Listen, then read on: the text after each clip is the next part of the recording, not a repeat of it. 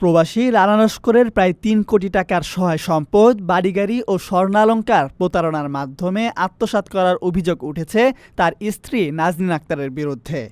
ভুক্তভোগীর পরিবার সূত্রে জানা গেছে, নড়াইল জেলার কালিয়া উপজেলার লিবিয়া প্রবাসী রানা লস্কর ২০২৩ সালে মাদারীপুর জেলার পৌর শহরের আতাউল সিপাহীর মেয়ে নাজনীন আক্তারের সঙ্গে বিবাহ বন্ধনে আবদ্ধ হন। বিশ্বাস ও ভালোবাসার কারণে স্ত্রীকে ২টি প্রাইভেট কার ও ঢাকায় ৫তলা বাড়ির ২ ফ্ল্যাটের মালিকানা দিয়েছেন।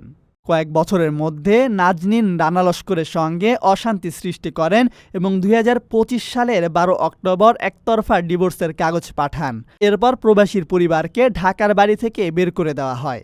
স্থানীয়রা জানিয়েছেন, নাজনীন ও তার ভাই সোহাগ সিপাহী শুধু রানা লস্করের সঙ্গে নয়, আরও অনেকের সঙ্গে এমন প্রতারণা করেছেন।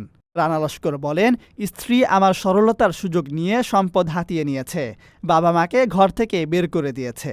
মাদারীপুর সদর থানার ভারপ্রাপ্ত কর্মকর্তা ওসি মোহাম্মদ আদিল হোসেন জানিয়েছেন, অভিযোগ পেলে তদন্ত সাপেক্ষে আইনগত ব্যবস্থা নেওয়া হবে। তাদের সমাধানের কথা বললে তারা বলে এক কথায় যে আমরা পুলিশে ধরাই দেবো, কথা বলে থানায় বসো, এটা করো, এটা বলে। যাই হোক কি, এখন আমি তাদের 2টা ফ্ল্যাট কিনে দিচ্ছি, একটা গাড়ি, স্বর্ণ 10 থেকে 15 ভরি, টাকা পয়সা অর্থ সম্পত্তি, এগুলা নিয়ে লাস্টে মেয়েটি কি করছে, আমাকে ডিভোর্স দিয়ে দিচ্ছে। ৫ লাখ টাকায় প্রবাসীর সিটির মালিকানা শেয়ার, 5 বছরেই দ্বিগুণ মুনাফা। আপনার স্বপ্নকে সম্পদে পরিণত করতে আজই কল করুন স্ক্রিনে দেওয়া নাম্বারে।